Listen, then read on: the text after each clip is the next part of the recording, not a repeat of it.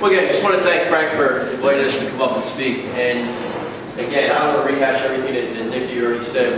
We're 100% in line with what she's talking about. Just give you a little background about myself. I started out in 1986 as a police officer in the city of Pleasantville, rose through the ranks, and when I ran for sheriff, I was the administrative captain there. And I was also the commander of the countywide emergency response team, which is the politically correct term for the SWAT team. So I'm very familiar with all different types of weapons. I'm also a life member of the NRA and a member of this society right here. And my opponent, let me just tell you a little bit about him. He's been elected for over 30 years, about 31 years right now. And it's very interesting sitting across from him in the debate and listening to him explain how these gun laws need to be passed, and they're ridiculous. When he sits there and talks about 50 caliber weapon, and talking about the only thing these things are used for is for shooting down helicopters.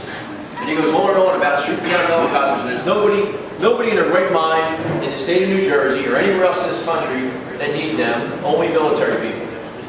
And then I know what he's talking about, and talk about a black powder weapon where the ball ammunition is 60 caliber, and he sits there and scratches his head. Talk about a shotgun slug that people use for hunting that's over 50 caliber, or close to 60 caliber. He sits here and scratches his head, and he says, well, we don't want to take the guns out of the hands of the lawful gun owners. People want to go out and hunt, they want to do this, and they want to do that, but as far as I'm concerned, 50 caliber guns, they're out of the question. You can't have them.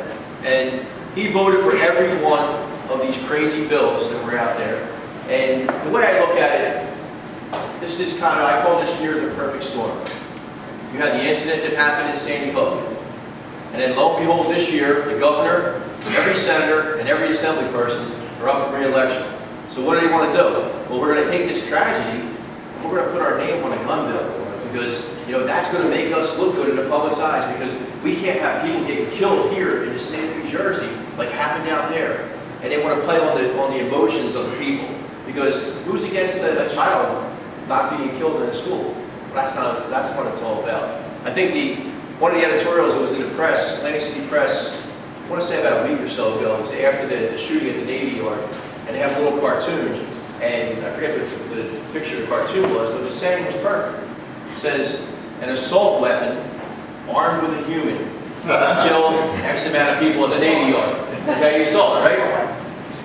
It's the greatest.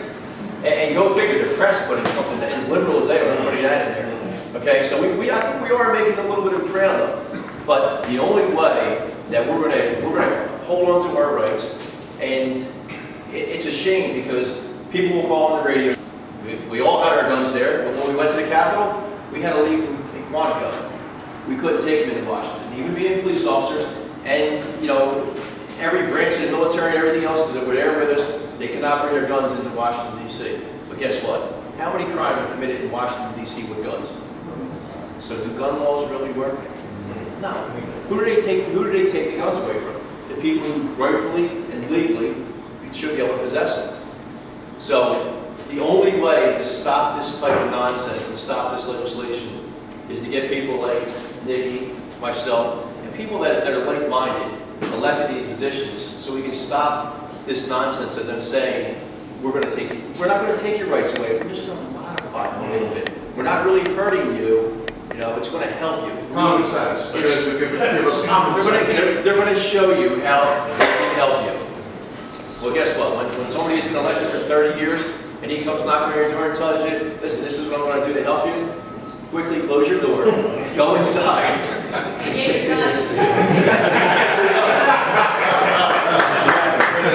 So, again, as Nikki and Bob spoke about, and Larry, takes money. These guys are dumping money into this state like you wouldn't believe. There's a PAC out of Washington that's probably going to spend close to $10 or $15 million. I can't understand, especially being in law enforcement for as long as I have, that why would you spend, in my case, $3 million for a position that pays $49,000? Something there makes me scratch my head and say, wait a minute, there's something just doesn't seem legal about that. There's got to be some kind of kickback somewhere, okay? and I guess they're doing it because it's really not their money. Okay? So, again, me, it's a good ground game. What he's got to pay for, I go out and do myself.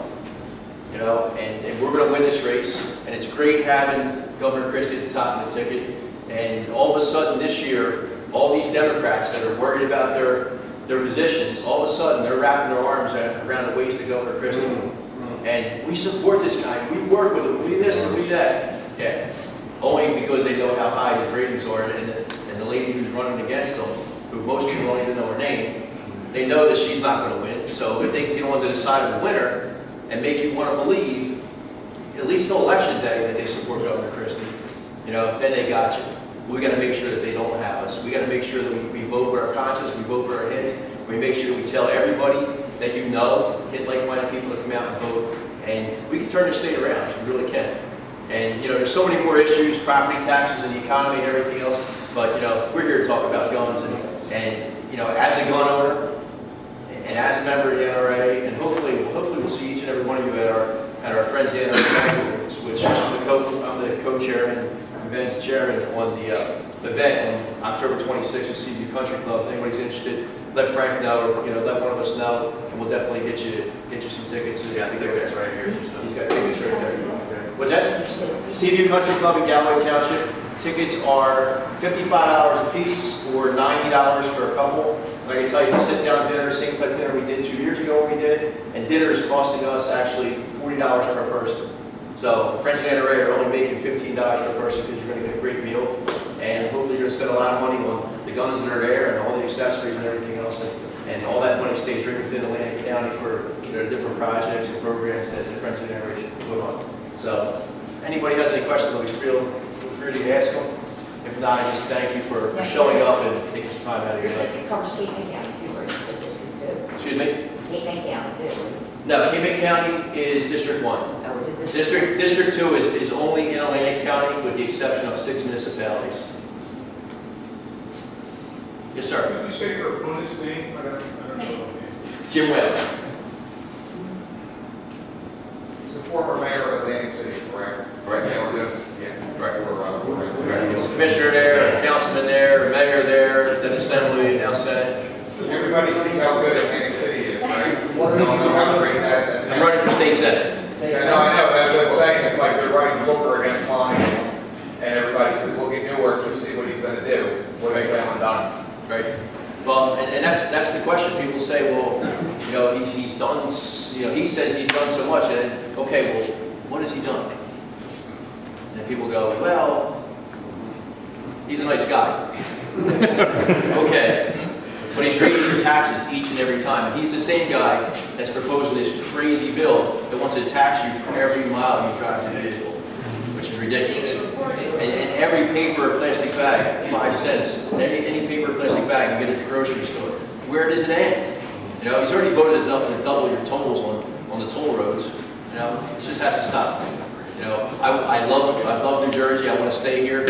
You know, I don't want to move to another state, but that's what so many of my friends at the entire police department. First thing they do is they look at, well, how much am I going to get my pension? And then they start searching the internet to find out what states don't tax your pension, and that's where they go. You know, I started 28 years ago. Most of the guys retired after 25 years. I'm the only fool that's still doing it, but I love what I do. So again, thanks. Thank you, Ron.